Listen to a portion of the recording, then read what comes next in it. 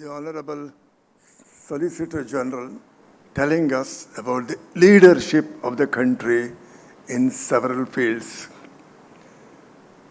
Now we are really talking of legal leadership.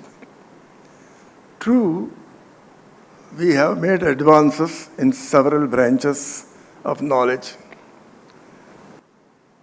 What does it really mean? First of all, let me step back a little and talk about it a little more philosophically. And law is not simply picking up a book and reading what is written there. If that were law, I'm sure every human being on the surface of earth would be a lawyer.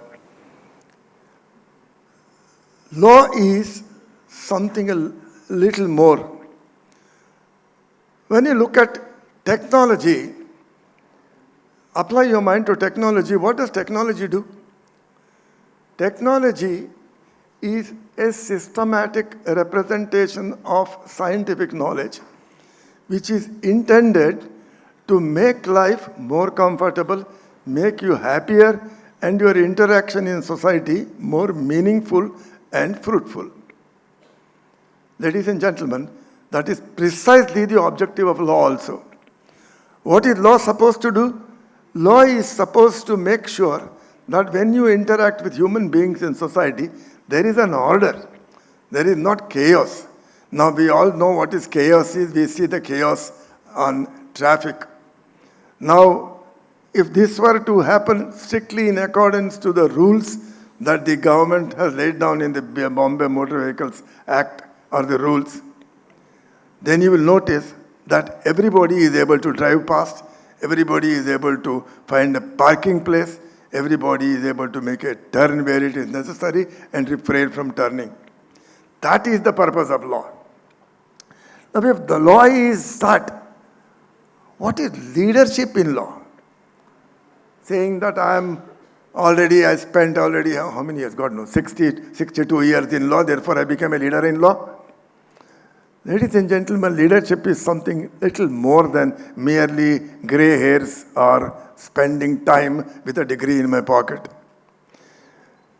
A leader is someone whom society looks up to. Why does the society look up to him? Because he has a principle which he has been able to ascertain as a result of his experience in life. He adopts that principle in his daily life and inspires the people behind him to do that. Now, if a leader were to just say, you do this, and he does something contrary to that, you would not accept him as a leader at all. Of course, sometimes it happens that for a short time you treat them as leaders and then throw them in the dustbin where they deserve to be. Basically, the job of a leader is to look, now I'm talking of legal leadership. A legal leader is one who can visualize the law, what the law should be, design the law on basic principles, and put it across to the people around him. What is the purpose of this law? Why is it necessary? And how does it improve society? These are the fundamental questions that a legal leadership has to answer. If it does not, it ceases to be leadership, much less legal leadership. We have always, in fact, a famous Chief Justice in the United States Supreme Court said, law is nothing but the quintessence of practical experience one has gained in life. Law has also been considered to be an instrument of social engineering. Look at what history teaches us. You go back to the British Zamana, when you had all kinds of practices happening in India, and it took a law passed by the then Governor General Sir William Bentinck to stop the abominable practice of sati. But law by itself is not sufficient. For example, we have had an Indian penal code which has been on the statute book for about 150, 160, 70 years or so. The law against rape has been there for 170 years. Has it stopped people from becoming rapists? Law against theft was there. Have thefts completely vanished in this country? It has not. Why is it so? That is because law by itself is incapable of doing it. Law is just an instrument. In the hands of a capable leader, it can be wielded so as to transform the society. Now you look at various things. I need not go back to history. You can look at what has happened in in the last few years of the Sabarimala judgment, the way in which 376 was decriminalized, and so on and so forth. How does it happen? It happens because there is an ability, a deftness in wielding this instrument of law. The interesting thing is that you should be able to put across the essence of the law to others so they internalize it. When they internalize it, society gets transformed. Now, the law against our constitution is a great piece of law. It's a great piece of inspired law. Article 14 says there shall be no discrimination. Can we say honestly that there is no discrimination in society today? It says abolition of detested practices of untouchability. Can we really say that there is no untouchability in society today? Why is it so? Because the essence behind the law, the principle behind the law, the philosophy of the law is not internalized by us. If you do not internalize it, no amount of law in the book, no amount of so-called legal leaders talking about law is going to help you. It is true leadership, true legal leadership, if the essence of the law is transformed into our minds so that we internalize it. So, what we call in legal principle as by design, law by design. Now, all of you are aware of the Supreme Court judgment in Vishaka. What did Vishaka do? The harassment of women at public places was an issue that was troubling everybody. Nothing had been done. There was no law at all. The Supreme Court picked up the opportunity and then placed in position some principles and said these are the principles to be internalized. One of the issues there was that not only should be this followed in every workplace, but it should be placed on a notice board so that every employee in the company internalizes it. That is legal advantage. Therefore, today, I assume that it is not completely vanished, but at least the percentage of such incidents has drastically come down. If it has, the reason is that there is internalization of a very salutary principle. Now, that is the real legal leadership that we are talking of. What exactly does the law do apart from this? Law tells you this is the norm by which you have to go. Now, today if you ask me, what is the norm by which we go? Corruption is the norm.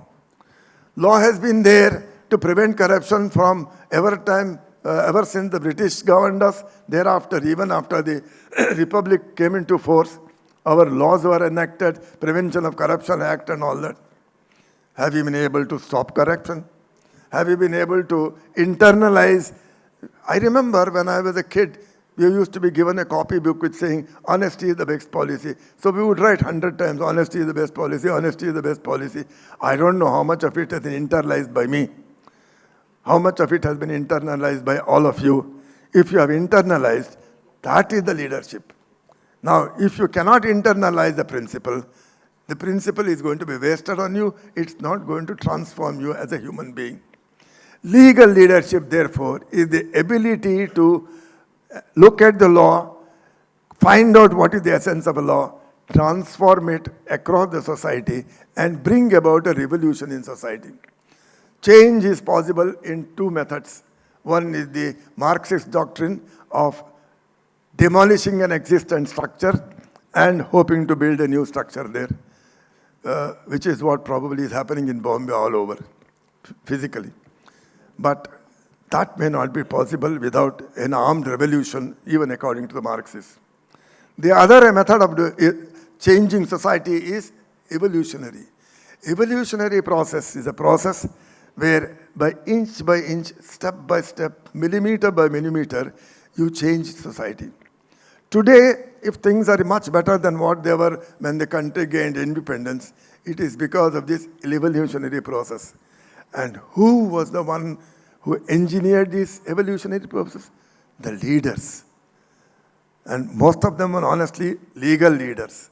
That legal leadership that the country was given during the period from 1935 onwards, that is the one that has helped change society in its outlook, in its mentality, in its thinking. Now, that is the kind of leadership. We all talk of today digitalization. We all talk today of ESG. Good mantras, ESG, digitalization. If such mantras were uttered every day, probably you will all go straight to heaven also. So what does ESG tell you? ESG tells you about E for environment, S for social, G for governance. Now this is something that the law has taught us in this formula. Therefore, everyone who is concerned with a company, who is concerned with corporate governance, must understand the essence of these three triple principles. That is why there is so much of international debate going on protecting the environment. You suddenly find unseasonable rains. You suddenly find the sea walking into the area covered by land. You find in winter it is not cold, in summer it is too hot. Why is it happening? It's happening because of the impact on environment. This is an issue that needs to be concerned about. This is an issue that the persons who are in leadership, legal or otherwise, must apply their mind to it. Social. How does the corporate leadership affect the society around you? Is the company's objective only to make money, declare dividends, or increase its bank balance and capital assets? Or is it to give to the society a modicum of what is needed for them to be happy and content? That is leadership. And that is where legal leadership plays a big role. And finally, governance. G is governance of the corporate entity itself. Now, that is where I personally think that such of you who are general counsels should really find a place on the board of the corporate governance. It is there that you can take a decision and say, hey, this company proceeds in this fashion. This is the law in the country. This is how the law really has been brought about. This is the history behind the law. This is the philosophy behind the law. We must implement it in our day-to-day thinking. Now, lastly, something was said about my being responsible for the 2022 bill, the digital, what is it called? Personal, something or the other. I've forgotten it. Honestly, I'm not responsible for the 2022 bill. Please don't put it on my head. I was responsible for the 2018 bill. In passing, I may say, take that as an example. What is privacy is a big $1 million question that was raised before the Supreme Court. Now, another 50 minutes according to the timer. I'll take another 1 minute more than that. Now, privacy, the Supreme Court answered in no uncertain terms. It said, is a fundamental right of the human being, which springs from Article 21.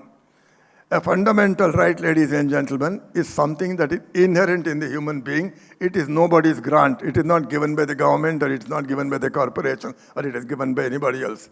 I am born as a human being. I have a fundamental right. The Supreme Court said that this is your fundamental right. Now, if that is my fundamental right, then the immediate question that arises is this law going to protect my fundamental right, and in what fashion? Ladies and gentlemen, you are all legal leaders. You have the mantle of legal leadership on you. I'm told that there is a debate on the digital bill somewhere in the afternoon. I'm afraid I won't be able to stay here and participate in that. Think, I'm just using this as an example. This can be applied to any of the laws in the country, any of the laws today, tomorrow, or day after. Does it really make the human being happy? When you say make the human being happy, don't forget the fundamental rights, which everybody recognizes. Now, if that is necessary, does it really engender, foster, and take forward the fundamental rights of the human beings? If it does, it is good law. If it does not, then there is something basically wrong with the flaw, and we must find out where the flaw lies and repair it. That is the attitude of a legal leader. If that can be done, ladies and gentlemen, you will all be legal leaders, and I'll sit back and watch all of you transform society, transform this country, and hope that the country will really become a leader of the world as was being postulated by the learned Solicitor General. Thank you very much.